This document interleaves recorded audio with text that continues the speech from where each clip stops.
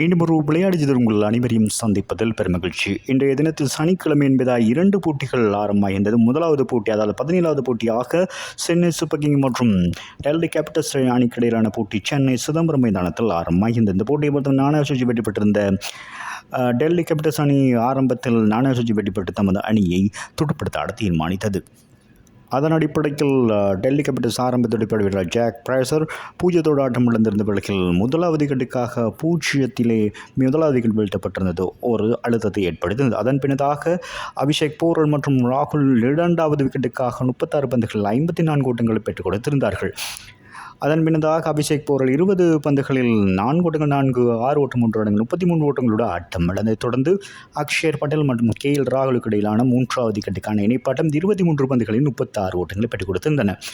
அக்ஷர் பட்டேல் 15 பந்துகள் 4 ஓட்டம் 6 ஓட்டம் 20 ஓட்டங்கள் ஆட்டம் இழக்க 4வது விக்கெட்டுக்காக சமீர் ரிஸ்வி மற்றும் ராகுலுக்கு 33 பந்துகளில் 56 ஓட்டங்கள் இணைப்பாட்டம் பகிரப்பட்டது.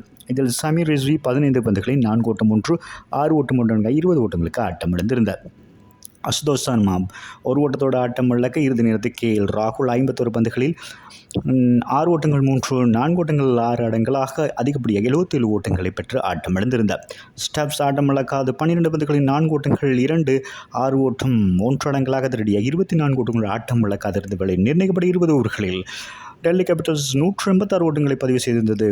6 விக்கெட்டுகளை இழந்து சென்னை சூப்பர் கிங்கை பொறுத்தவரையில் கலீல் அகமட் 2 விக்கெட்டுகளையும், ரவீந்திர ஜடேஜா, நூர் அகமட் மற்றும் மத்தீஸ் பத்திரன தலா 1 விக்கெட்டுகளையும் வீழ்த்தியிருந்தன. சென்னை அணியை பொறுத்தவரை 187 ஓட்டங்கள் இலக்காக நிர்ணயிக்கப்பட்டிருந்தது.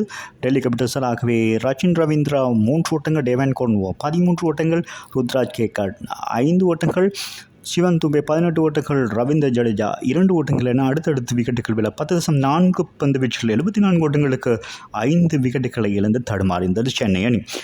அந்த வகையில் 5வது விக்கெட்டுக்காக விஜயசங்கர் மற்றும் MS தோனி இடையிலான இணைப்பாட்டம் 57 பந்துகள் 84 ஓட்டங்கள் பகிரப்பட்டது. இதில் விஜயசங்கர் ஆட்டம் இழக்காது 4 ஓட்டங்கள் 5 6 ஓட்டம் 3 இடங்களாக அதிகப்படியாக 69 ஓட்டங்களை பெற்றுக் கொடுத்திருந்தார்.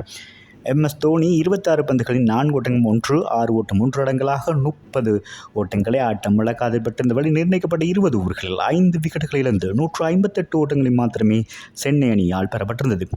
25 ஓட்டங்கள் வித்தியாசத்தில் இந்த போட்டியில் டெல்லி கேபிட்டல்ஸ் அணி வெற்றி பெற்றிருக்கிறது குறிப்பிடத்தக்கது. டெல்லி கேபிட்டல்ஸ் அணியை பொறுத்தவரையில் பந்து வீச்சில் விபின் ராஜ் 2 விக்கெட்டுகளையும், மிச்சல் ஸ்டார்க் மற்றும் முகேஷ் குமார், குல்தீப் யாதவ் தலா 1 விக்கெட்டுகளையும் வீழ்த்தியிருந்தனர். இந்த வெற்றியின் மூலம் டெல்லி கேபிட்டல்ஸ் அணி 3 போட்டிகள் பங்கேற்று 3 போட்டிகள் வெற்றி அடங்களாக 6 புள்ளிகளோடு முதலாம் இடத்தை பிடித்திருக்கிறது. சென்னை சூப்பர் கிங்கை பொறுத்தவரையில் 4 போட்டிகள் பங்கேற்று 1 போட்டியில் மாத்திரம் வெற்றி பெற்று 3 போட்டிகள் தோல்வியடைந்து 2 புள்ளிகளோடு 8ஆம் இடத்திற்கு பின் தள்ளப்பட்டிருக்கிறது. 2ஆம் இடத்தை பஞ்சாப் கிங்ஸ் 2வது இடத்தை பிடித்திருக்கிறது என்பது குறிப்பிடத்தக்கது. 3ஆம் இடத்தை ராயல் சேலஞ்சர்ஸ் அணி 3ஆம் இடத்தையும் பிடித்திருக்கிறது.